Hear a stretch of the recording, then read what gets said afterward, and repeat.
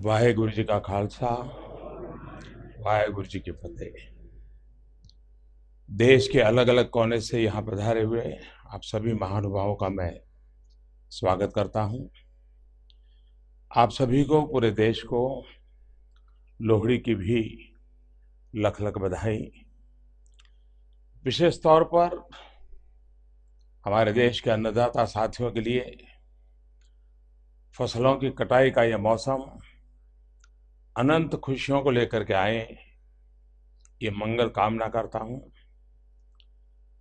साथियों, आज गुरु गोविंद सिंह महाराज का प्रकाश पर्व देश मना रहा है।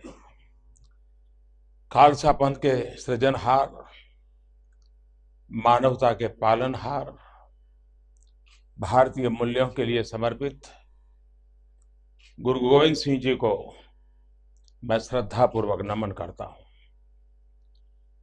गुरु गोविंद सिंह जी के प्रकाशोत्सव पर्व पर आप सभी साथियों के साथ साथ देश और दुनिया भर में सिख पंथ से जुड़े और भारतीय संस्कृति के लिए समर्पित सभी जनों को मैं बहुत बहुत बधाई देता हूं।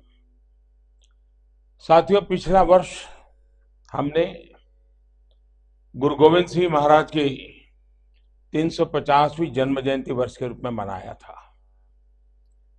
सिख पंथ के इस महत्वपूर्ण अवसर को और यादगार बनाने के लिए केंद्र सरकार की तरफ से मुझे एक 350 रुपये का स्मृति सिक्का देशवासियों को समर्पित करने का सौभाग्य मिला है। वैसे तो गुरु गोविंद सिंह जी का सिक्का हम लोगों के दिलों पर सैकड़ों सालों से चल रहा है और आगे भी कई सालों, 100 सालों तक चलने वाला है। और इसलिए जिसका कृतित्व एक मूल्य बनकर हमारे जीवन को चलाता रहा है, हम लोगों को प्रेरणा देता रहा है, उसको सदैव याद रखने का हम एक छोटा सा प्रयास कर रहे हैं। यह उनके प्रति आदर एवं श्रद्धा व्यक्त करने का एक छोटा सा प्रयास भर है और इसके लिए हम सभी एक संतोष की अनुभूति करते हैं। साथियों, श्री गुरु गोविंद सिंह जी के व्यक्तित्व में अनेक विधाओं का संगम था। वो गुरु तो थे ही, भक्त भी श्रेष्ठ थे। वो जितने अच्छे योद्धा थे उतने ही बेहतरीन कवि और साहित्यकार भी थे। अन्याय के विरुद्ध उनका जितना कड़ा रुख था उतना ही शांति के लिए भी आग्रह था। मानवता की रक्षा के लिए, राष्ट्र की रक्षा के लिए, धर्म की रक्षा के लिए उनके सर्वोच्च बलिदान से देश और दुनिया परिचित है। इन पुत्रन के कारण वार दिए सुत चार, चार मुए तो क्या हुआ, जीवित कई हजार। हजारों संतानों की रक्षा के लिए अपनी संतान को, अपने वंश का ही बलिदान जिसने दे दिया, राष्ट्र की रक्षा के लिए, धर्म की रक्षा के लिए त्याग और बलिदान का इससे बड़ा उदाहरण क्या हो सकता है। साथियों, वीरता के साथ उनकी जो धीरता थी, धैर्य था, वो अद्भुत था। वे संघर्ष करते थे लेकिन त्याग की पराकाष्ठा अभूतपूर्व थी। वे समाज में बुराइयों के खिलाफ लड़ते थे। ऊंच नीच का भाव, जातिवाद का जहर, उसके खिलाफ भी गुरु गोविंद सिंह जी ने संघर्ष किया। यही सारे मूल्य नए भारत के निर्माण के मूल में है। साथियों, गुरु साहब ने ज्ञान को केंद्र में रखते हुए गुरु ग्रंथ साहिब के हर शब्द को जीवन मंत्र माना। उन्होंने कहा था कि अब गुरु ग्रंथ साहब ही, उसका हर शब्द, उसका हर पन्ना आने वाले युगों तक हमें प्रेरणा देता रहेगा। आगे जब पंच प्यारे और खालसा पंथ की रचना हुई, उसमें भी पूरे भारत को जोड़ने का उनका प्रयास था। खालसा पंथ का विकास गुरु साहब के लंबे समय के गहन चिंतन, मनन और अध्ययन का परिणाम था। वे वेद, पुराण एवं अन्य प्राचीन ग्रंथों के ज्ञाता थे। गुरु साहब को गुरु नानक देव से लेकर गुरु तेग बहादुर तक सिख पंथ की परंपरा, मुगल शासन के दौरान सिख पंथ से जुड़ी घटनाओं की व्यापक जानकारी उनको थी। देश समाज में घट रही हर घटना पर उन्होंने अपने विचार रखे। साथियों, आप में से अनेक लोगों ने श्री दसम ग्रंथ साहब को पढ़ा होगा। भाषा और साहित्य पर जो पकड़ उनकी रही वो अद्भुत है। जीवन के हर रस का व्याख्यान इस प्रकार से किया गया है कि सामान्य से सामान्य व्यक्ति को छू जाता है। अलंकार हो, पद शैली हो, छंद हो, प्रवाह हो, मंत्र मुग्ध करने वाला है। भारतीय भाषाओं को लेकर उनकी जानकारी और उनका मोह अतुलनीय था। साथियों, गुरु गोविंद सिंह जी का काव्य भारतीय संस्कृति के ताने बाने, हमारे जीवन दर्शन की सरल अभिव्यक्ति है। जैसा उनका व्यक्तित्व बहुआयामी था, वैसा ही उनका काव्य भी अनेक और विविध विषयों को समाहित किए हुए है।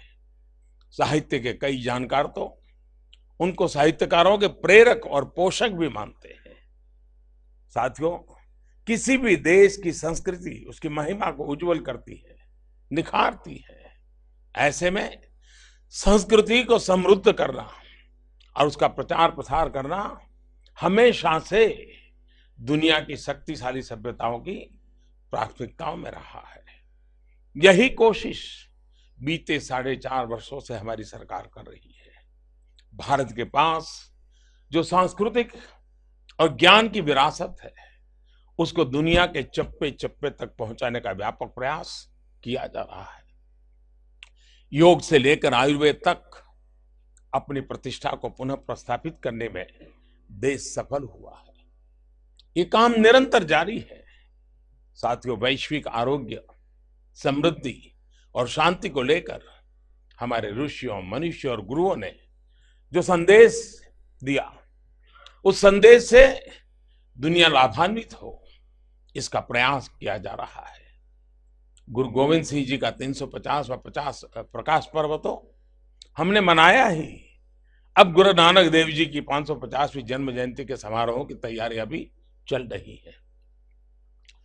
यह हमारी सरकार का सौभाग्य है कि हमें इन दिनों पावन अवसरों पर जुड़ने का सौभाग्य विशेष रूप से मिला।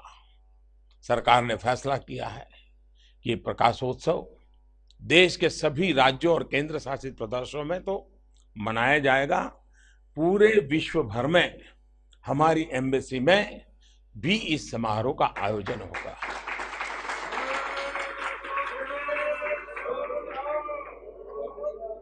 यही नहीं, आप ये भी भली भांति जानते हैं कि अब केंद्र सरकार के अथक और अभूतपूर्व प्रयास से करतारपुर कॉरिडोर बनने जा रहा है। अब गुरु नानक के बताए मार्ग पर चलने वाला हर भारतीय, हर सिख दूरबीन के बजाय अपनी आंखों से नारोवाल जा पाएगा और बिना वीजा के गुरुद्वारा दरबार साहब के दर्शन कर पाएगा। अगस्त 1947 में जो चूक हुई थी, ये उसका प्रायश्चित है। हमारे गुरु का सबसे महत्वपूर्ण स्थल सिर्फ कुछ ही किलोमीटर से दूर था, लेकिन उसे भी अपने साथ नहीं लिया गया। ये कॉरिडोर उस नुकसान को कम करने का एक प्रामाणिक प्रयास है। साथियों, गुरु गोविंद सिंह जी हो या फिर गुरु नानक देव जी, हमारे हर गुरु ने न्याय के साथ खड़े होने का सबक दिया है। उनके बताए मार्ग पर चलते हुए आज केंद्र सरकार 1984 में शुरू हुए अन्याय के दौर को न्याय तक पहुंचाने में जुटी है। दशकों तक माताओं ने, बहनों ने, बेटे बेटियों ने जितने आंसू बहाए हैं, उन्हें पहुंचने का काम, उन्हें न्याय दिलाने का काम अब कानून करेगा। साथियों, आज के इस पवित्र दिन गुरु गोविंद सिंह जी महाराज के दिखाए 11 सूत्रीय मार्ग पर चलने का फिर से संकल्प लेने की जरूरत है। आज जब भारत एक सशक्त राष्ट्र के रूप में स्थापित होने की राह पर चल पड़ा है, तब भारत की भावना को और सशक्त करने की आवश्यकता है।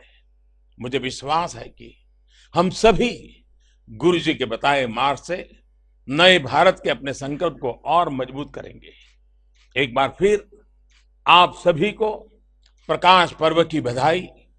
आपके लिए नया साल ढेरों खुशियां लेकर के आए, इसी कामना के साथ जो बोले सो निहाल, सत श्री अकाल।